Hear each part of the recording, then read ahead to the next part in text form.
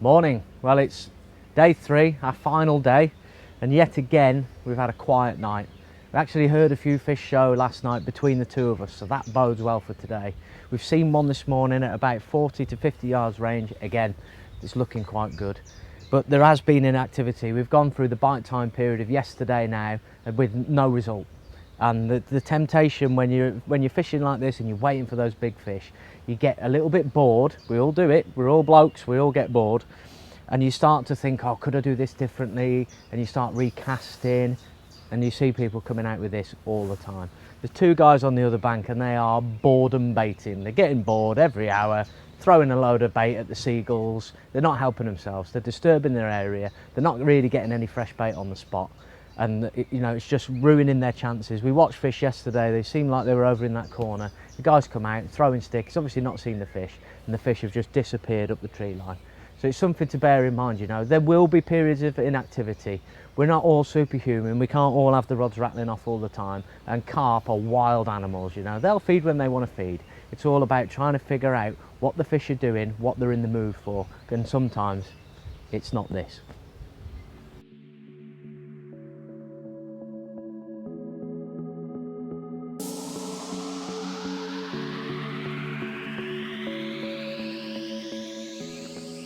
Well, it's the last morning. Very cold last night, down to about 4 degrees, which is not ideal for my sort of area of the lake. Bit surprised that nothing's happened. The fish are very quiet, they're not showing. It's difficult to sort of work out what they're doing really. I think the cold weather coming in has put them back a bit. I think they were almost thinking about getting ready for spawning a couple of weeks ago. So I think they're being a bit moody for that sort of reasons, but still quite confident. The forecast today is for a little bit of sun. Hopefully the fish might push into this shallower bay. And we might be just pick one off before we have to wrap up.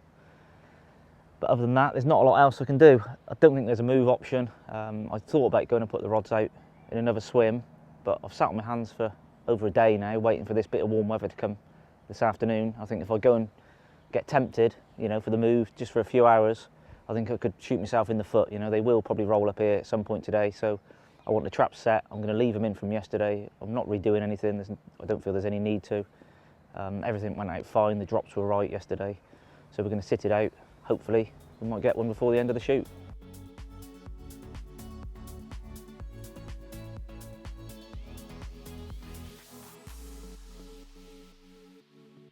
Just going to give you a few sort of tips and my thoughts on hook links to tackle these silty venues.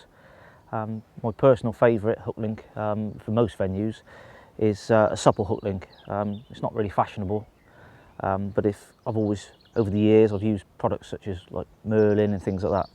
But the last few years, after getting some samples of this stuff, the pin down hook link, I've taken all the rest out of my box. I don't need them anymore. To me, if you've been to any of the shows and speak to me at the shows, you're probably a bit bored of hearing it, but to me, this is the best soft hook link on the market.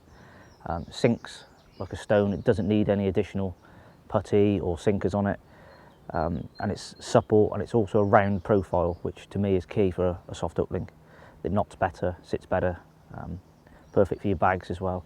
So the idea is, no matter what sort of lead setup you're using, it's going to sit on the bottom and it's going to follow the contours. So it's going to sink right down onto the lake bed. It's very inconspicuous when it's down there. We've got two colours in this particular material as well. Also, as it lands, it stays with the lead, which is quite critical in my fishing. I want some movement when the fish actually takes the bait. I want the actual hook to be able to move to the fish. The other type of hook link is like your coated hook links, this sort of thing. Now, if you're using a coated hook link, in my way of thinking on a silty venue is I would always use it on a helicopter setup. That's critical because I don't want it to plug in with the lead and then stand out, sticking out the silt like this. So I would use this on a helicopter setup, like reverse combi rigs, things like that, or like the stiff hinge rig, but with a more supple boom. So, and again, with that particular one, our captive coated is soft enough that with the added thing of you put a sinker on it or something like that, or a bit of putty, it will actually sit down. It's not as stiff as some of the ones that you can get, so it will fish perfectly over the silt. Well, nice, you keep praying for the sunshine. It's trying, it is trying. I haven't moved though, Matt, simply because I don't think there's a better option. No, I agree. I mean, if you've not been to Acton Burnell before, if you look up to the right here, this bay goes on and on and on, doesn't it? It goes right back into the reeds. There's a little bit of weed in there, quite a lot of reeds. It's quite a big area of the pond, isn't it? It is, yeah. I reckon there's probably 200 yards of water up to the right there. There could be every carp in the lake in there, but there's no real way, there's no way of accessing the bay, is there, other than from here? There is a stalking swim a bit further up. I'll keep an eye on the stalking swim. I've held back from putting any bait there. I did talk about putting some bait there, but the swan's quite active up there. It is very shallow, and also the fact that, have you spotted one? No, I was just, as you mentioned the swan, I was just watching him, what he's doing up there. But, you know, and as the fish in the main sort of body of the lake don't seem to be eating any bait, I've loathed to put bait up there because, you know, I don't want to ruin the chances. If they do turn up, I feel really confident that I can pick one off on a single hook bait, or, you know, it's shallow water, almost like a zig, you know, zig situation. They're milling around and they pick it up sometimes just because it's there.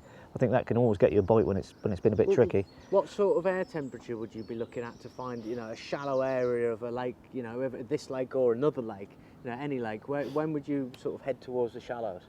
Depending on the lake. I mean, some of the venues I've fished in the past, you found if it's a quiet area, like a bay like that, they've actually overwintered in there. So to me, it doesn't make a difference. If the fish want to be in that shallow water, they'll be in that shallow water. Yeah. If they feel safe and comfortable there, they'll stay there. You say about temperature, but if it gets the winter sun on a shallow bay, you'll find them there. The rest of the lake, You know, they'll always visit it for that bit of sunshine. It's like us. As soon as that sun comes out from behind these clouds, it feels like a different session. Solar powered. You know, and at the minute with the sun in and the wind on us, it doesn't feel like May. We've got our real thick jackets on. Yeah. You know, it's There is quite a slice of calm water in there, and I bet if you stand on the wind, when that sun does break through the clouds, I don't think it'll take long to warm up there. That is exactly the reason. As I say, if the weatherman's right, fingers crossed, I think we might see a few fish this afternoon up in this area. But as I say, it's all down to the Met Office. And with that, the sun came out. As I mentioned earlier, for a lot of anglers on this type of venue, single hook bait always means a pop-up. Whether it's a bright pop-up, a corkboard pop-up, a fish meal pop-up, everyone you see is using a pop-up. Now for me, that's all the more reason to not use one. Now that doesn't mean that you can't use the brighter colours. One thing that I've done really well on the last couple of years is these Code Red wafters. They come in like a mixed variety pack, so you get white ones, orange ones, yellow ones, pink ones. It's perfect really, you've got all the options. If you want one that matches the bait, we've got them as well. They've got a little bit of cork dusting in the same base mix as that awesome Code Red boilie. For me, it's lovely. I mean, I've actually caught my fish on some 24/7 wafters, little ones. You know, that's been the perfect hook bait really to go alongside that little Tiger Nut mix that I showed you in the PVA bags. But I'm thinking of chucking this fella out. I've spoken once again to the guys who were here last week, who again said that it was fishing quite slow, and they had the majority of their bites on like a dull yellow colour, not a bright yellow, just a dull yellow colour. Now that makes a lot of sense, you know. I've caught on this, it's quite a yellowy sort of creamy bait, so it might be worth just changing over to one of these. I mean, I love the way they sit in the water. If I lower that in, you can see that there. The bait just hovers. I use one of our curve shanks, usually in a size 4, which you might think, oh, that's a big hook. But I want the hook to sit flat on the bottom. I don't want it bouncing around and burring the point. I see a lot of anglers like to fish it sort of hooked over on the point. For me, that's not the way. I like to have the hook flat on the bottom and that bait just dancing over the top of it like so. I mean, if I show you here, when you move that, it always sort of resets itself. So if you've got silverfish in the peg and there's lots of stuff going on, you know, you're fishing over a fair bit of bait or there's just a lot of fish in the area, it doesn't matter where you move this rig, that bait is always resetting itself and sitting absolutely perfect on the German rig. So on that note, I think it's time I got him in the pond, because watching that like that is filling me with confidence.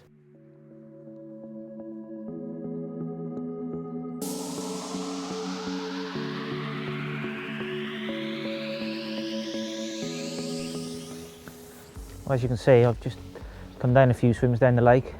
Time's ticking, the weather's not warmed up. So we'll have a look at a few more swims and see if we can grab a last minute bite.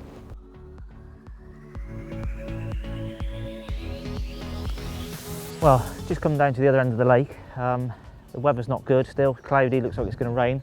And I've actually just seen a fish show. So for the last hour or so, I'm going to grab my rods. I'm just going to chuck a couple of single hook baits out in one of these swims and see if we can just sneak a last minute bite.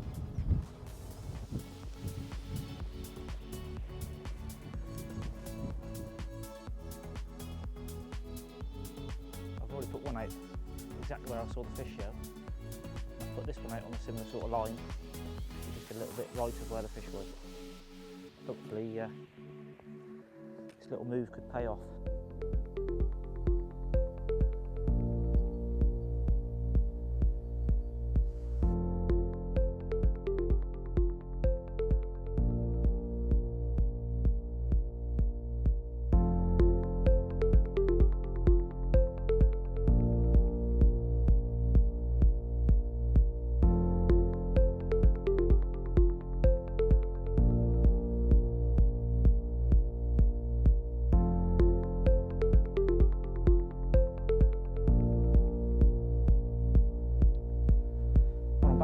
Original swim. Obviously all the gear was still here. I've just chucked the rods back out.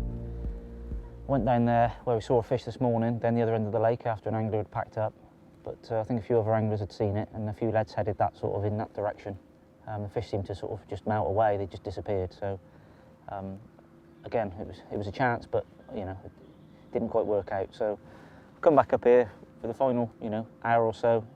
Hopefully this bit of sun is coming through. Stick to the original plan. That they might drift up here. A bit frustrating really that the other swim didn't work out, but I guess that's fishing really. And fingers crossed, still hopeful.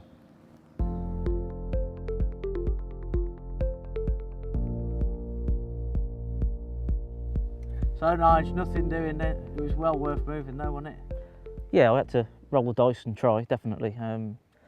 When you see a few fish showing down there, it's when there was a swim available, then yeah, I had to give it a go, definitely.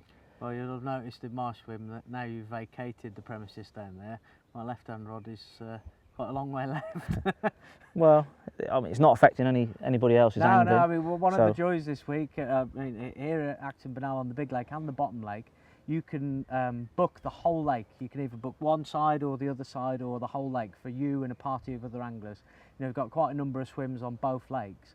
And that makes it great because it's pretty much all the way from what, April all the way to June, something like that. Yeah, I believe so. It's on the RH Fisheries website, all the information. You know, in terms of access to big fish, it's better than going to France, isn't it? I mean, hopefully the footage that we've got will sort of do it sort of half the justice. But I can't emphasise it's a fantastic lake. It's stunning. You know, you're in the middle of nowhere.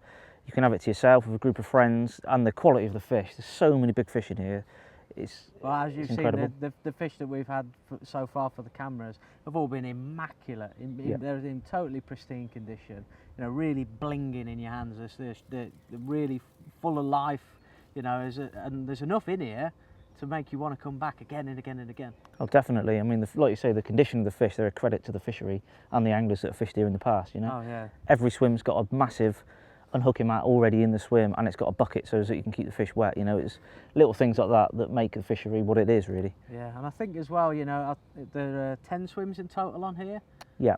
You know, even with 10 of you on, you still don't feel like you're that hemmed in. You know, if you fish sensibly and everybody sort of talks together and does the right thing, you know, don't thrash the water to a foam, especially if it's going to impact your mate next door.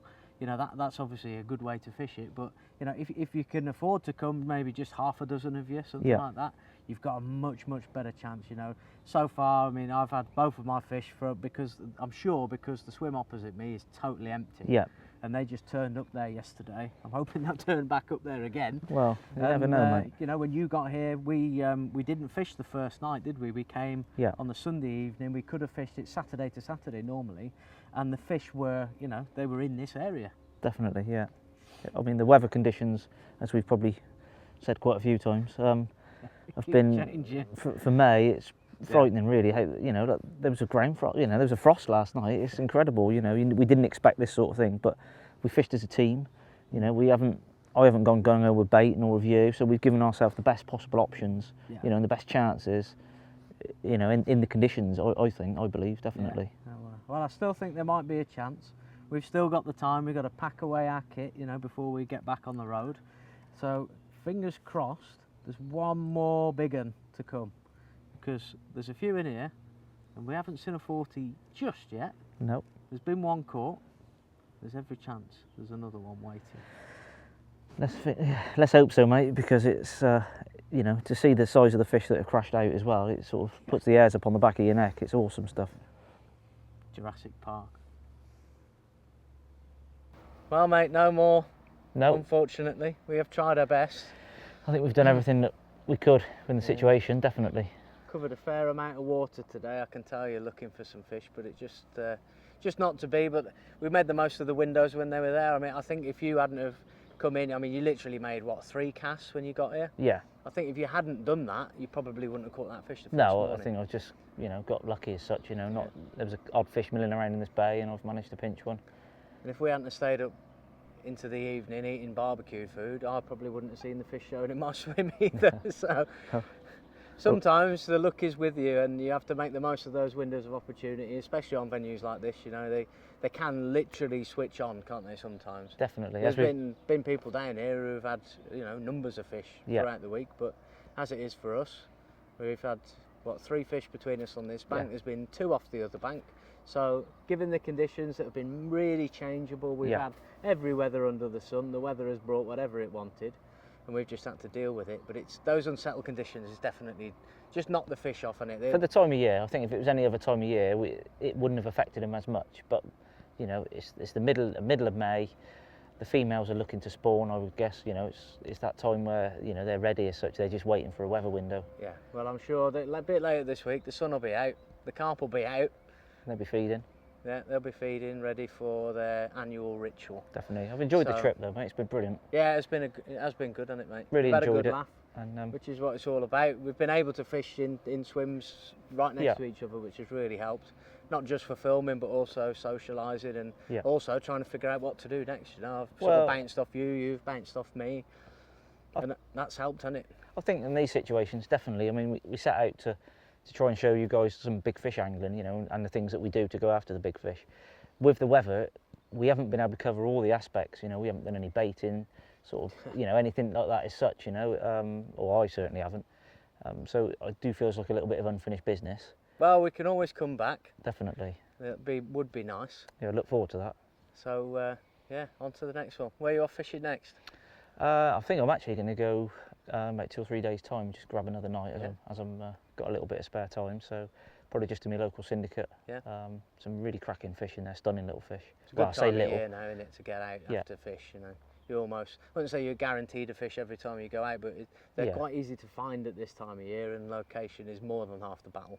But, I look forward to that. Totally different to this, very small, intimate water. So until then, on your next session, you might be able to put some of the things we've talked about on this trip into practice. I'm sure they'll help you. They may not. You may find it totally different on the venues that you fish, but we've shown a variety of different ways of nicking bites in those really tough sessions, and we've caught some big fish. Yeah. We can't grumble at that. So on to the next one. See you next time.